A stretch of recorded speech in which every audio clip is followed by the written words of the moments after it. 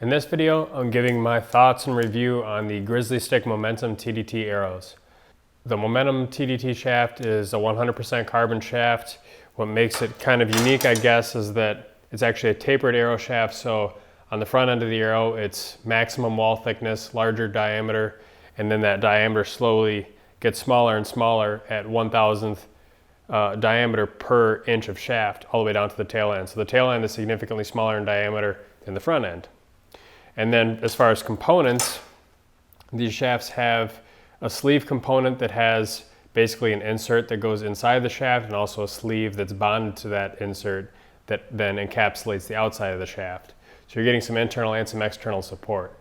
And that component is made out of basically an aluminum insert component and a brass external component. My experience with these shafts started off really last summer when I went ahead and bought a test kit that included one of the 320s and one of the 240 spine shafts.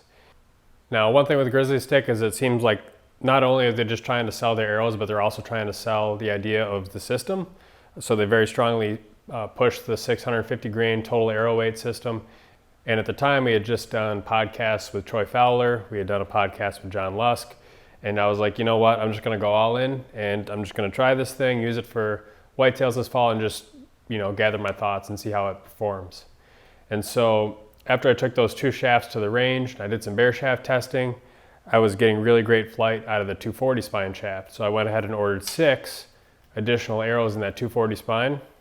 The spine calculator said that for that 650 grain system, where it would spine out the best for me is essentially at 30 inches. So that's what I got the arrows cut to. I chose to install the inserts myself.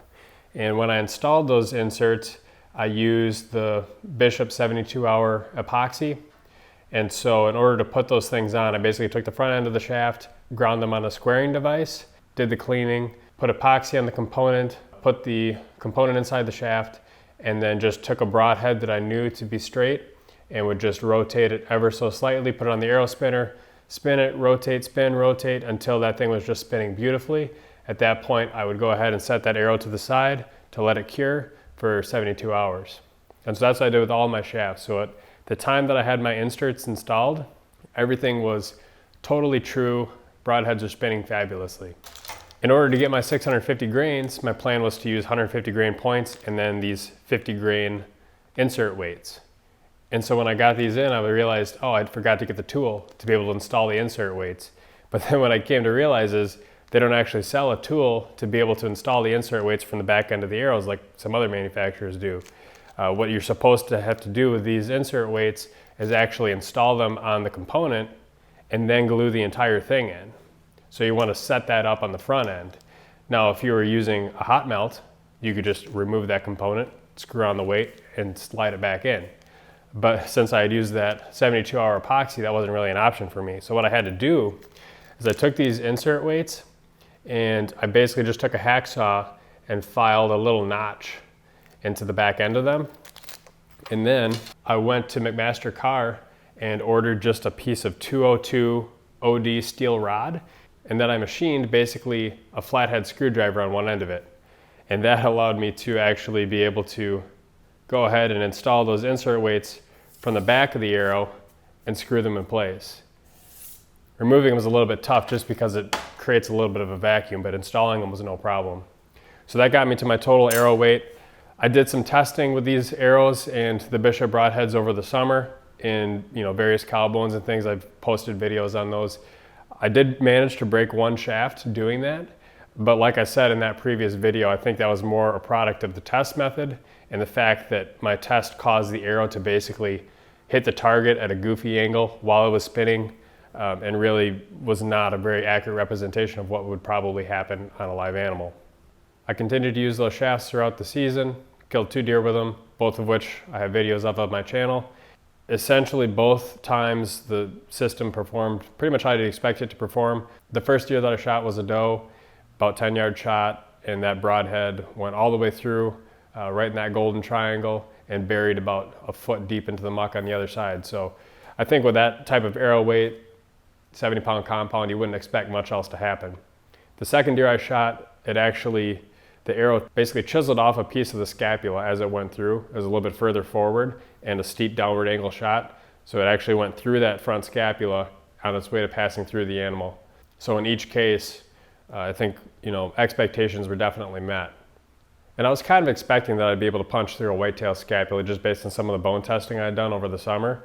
So it was nice to have that confirmation that it actually did it in a real world scenario. So as far as specs on the arrow, you really only have one straightness tolerance to be able to choose from. And so what I kind of noticed with my spin testing is I'd have some arrows that would just spin beautifully, and I'd have some out of the 6 that were just a little bit of a wobble, but realistically not enough that the average shooter is ever going to notice a difference with. And then in terms of the spine consistency, I actually don't have a spine tester, but what I basically do to try and determine how much spine deviation there is, or if it's good or bad, so to speak, qualitatively, I basically just shoot the broadheads at long range and just see how much of an impact nock tuning has. So theoretically, if there's a large variance around the shaft in terms of its spine, nock tuning is going to make a big difference. And if the shaft is perfect in terms of its spine consistency, it shouldn't matter where you have that nock rotated. It should basically react the same across all your arrows. And what I found is that at about 40 yards, if I was using a 3-blade non-vented broadhead, I could make that impact point of the arrow deviate by about 4 inches or so, just based on how I was indexing those nocks. And so what I essentially did as the last step is I would shoot all my broadheads at 40 to 50 yards, and if it was hitting right with the rest of my group, I would go ahead and just mark that on my arrow wrap. And if it was flying, 4 inches off to the right, or if it was doing some kind of weird little corkscrew or something, I would just rotate that nock a quarter turn at a time, and ultimately I'd be able to get that arrow shaft to fall right into place. So that's why pretty much on all my arrows I like to do nock tuning as a final step, just to confirm that I'm getting good broadhead flight and I know exactly how that arrow is going to react once I take it out to the woods. So I'd say, spine consistency, when you have a really thick walled shaft like this, they're putting on enough layers of carbon that the tolerance stack up is going to be a little bit tougher to control, especially with a tapered shaft. So what I would recommend is if you guys get these shafts, that you just do nock tuning as a final step and you should be good to go. One other note on the straightness, one very common way of getting a better straightness tolerance in your arrows is to order them full length and then spin test all of your arrows, mark whichever side has a little bit more wobble, cut that side off, or if there's equal amount of wobble on both sides, cut off equally from both sides, and then you can basically take like a set of plus or minus 6 straightness tolerance and end up with something that's much better. But with tapered shafts, and that applies to the Grizzlystik, that applies to any of the other tapered shafts in the market, you can't exactly do that same kind of step, because if you cut some arrows off the back end, some arrows off the front end, what you're doing is essentially creating a set of shafts that has not only a weight tolerance or a weight discrepancy between the shafts, but also a spine tolerance, which really you don't want. So with shafts like this, you're going to want to either cut them all from the back or cut them all from the front, or cut them all basically equally. You want to cut all your shafts the same so that you end up with a better weight and spine tolerance across all of your shafts. So that, I guess, is one sort of downside to tapered shafts in general. You basically get whatever straightness tolerance you're going to get. I feel like if I wanted to have, a set of 6 match grade shafts where I throw them on the arrow spinner and they just look awesome, then I'd probably want to buy at least a dozen to be able to fill my quiver up with those arrows that just look great. But like I mentioned earlier, just that little tiny bit of wobble that you do see in some of the shafts, in my opinion, is not something that the average shooter is going to notice. So I do want to talk a little bit more about the component system. With any kind of micro diameter shaft or small diameter shaft, one of the challenges is that with a standard diameter broadhead, which is 832 threads, you have to do some kind of workaround to be able to get those broadheads to sit inside the shaft.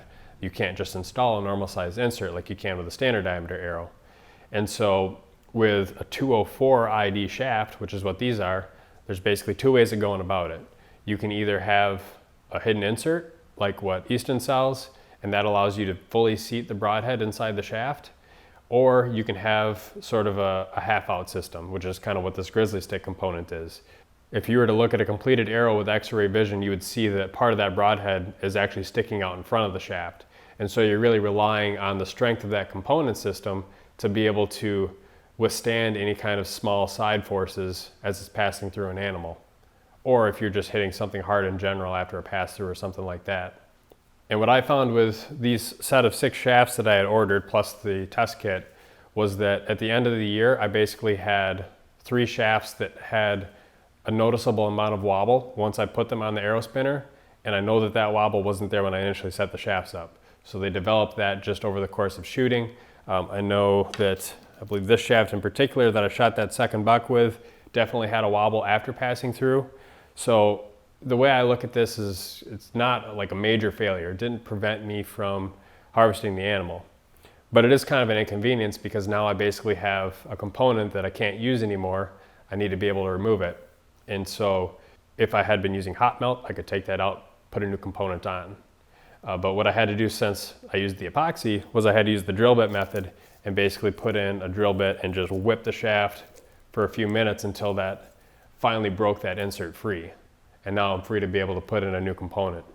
So overall for the component, I feel like it's definitely adequate. It does the job, but there's still, I think, room for improvement just in terms of materials and strength.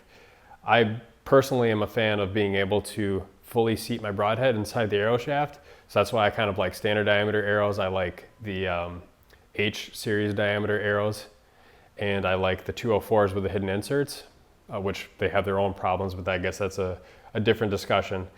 I think with these Grizzlystik components, as long as you're being really conscientious of how your arrows are spinning, not only when you initially set them up, but also kind of throughout the season as you continue to shoot them and just replace them as needed, you'll probably do just fine.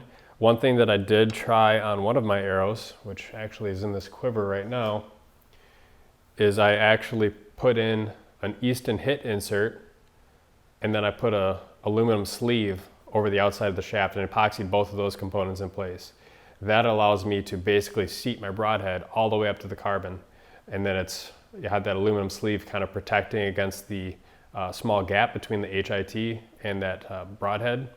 So far it seems like that thing's been holding up pretty well with all the shooting. It's been shooting really accurately, almost effortless to get those broadheads to spin real nice and beautifully on the spinner.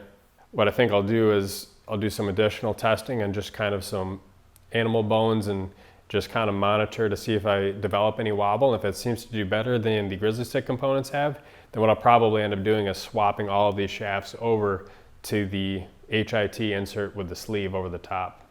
And again, that's probably just me being a little bit nitpicky. The component system and especially the shaft that it's paired with that really heavy wall thickness is, in my opinion, going to do just fine in most normal actual hunting scenarios and protect against, kind of critical failures that would prevent you from harvesting the animal. There's just the inconvenience thing with the fact that it seems like over time, these things are kind of prone to developing a little bit of wobble. And as long as you're on top of that, it's probably not that big of a deal. And then I just want to touch on cost too. These definitely are more expensive than kind of your average parallel arrow shaft. And there's been some talk online that it's just another marketing scheme by a new company that's trying to get more money out of hunters. But I think, very realistically, these should cost more for them to make than a parallel arrow shaft.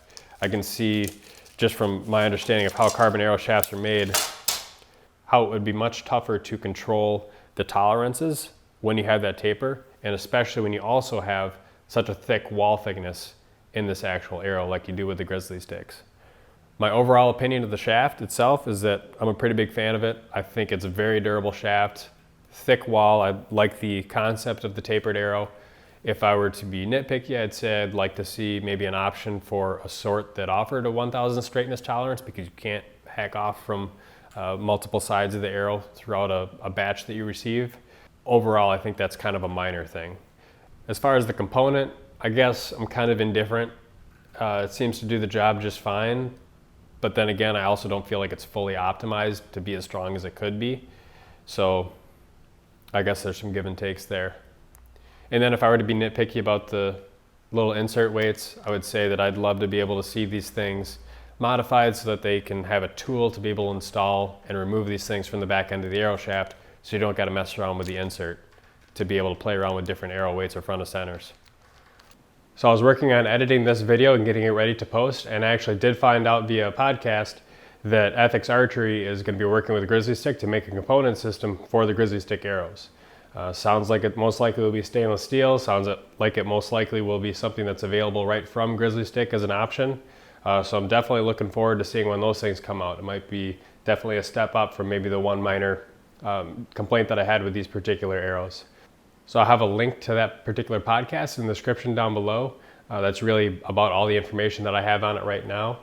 Obviously, with it being spring right now, turkey hunting and deer scouting are the top two priorities right now for me, but I am actively testing a bunch of other arrow shafts and shooting with broadheads, shooting them at long range, doing some knock tuning testing, and shooting them through bones. And I'm working on getting eventually videos for all of these different things put out to you guys. And so I have a few different variations of the Mammoth FOC King arrows. I also have some of their fat eliminator shafts. And then I got a test kit for the Day 6 arrows in 250 and 300 spine. And then I also bought a single broadhead and adapter sleeve from Valkyrie Archery to be able to stick into one of my gold tip Pierce Platinum arrows. So I'll be doing some testing on that one as well. And then of course, because all these options are really kind of, expensive, higher end options, I am always going to be kind of looking back to see how these things compare to just the run-of-the-mill standard diameter, low-cost shafts with just a brass insert and a heavy point. So if you have any additional questions, please leave them in the comments down below, and thanks for watching.